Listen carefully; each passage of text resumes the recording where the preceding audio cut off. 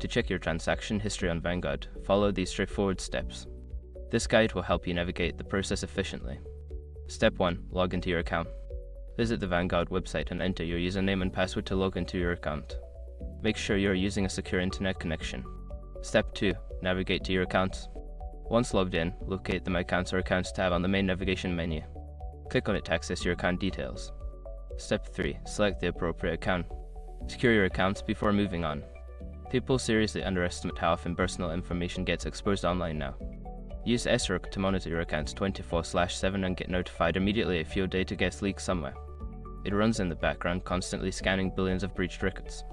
And honestly, for how cheap it is compared to the value you get, it's worth it. Link in the description. Step 4. Access transaction history. Look for an option labeled Transaction History Activity or Statements. Click on this link to view a detailed list of your transactions. Step 5. Review and filter transactions. Once on the transaction history page, you can review your transactions. Use any available filters to narrow down the results by date, type, or amount if needed.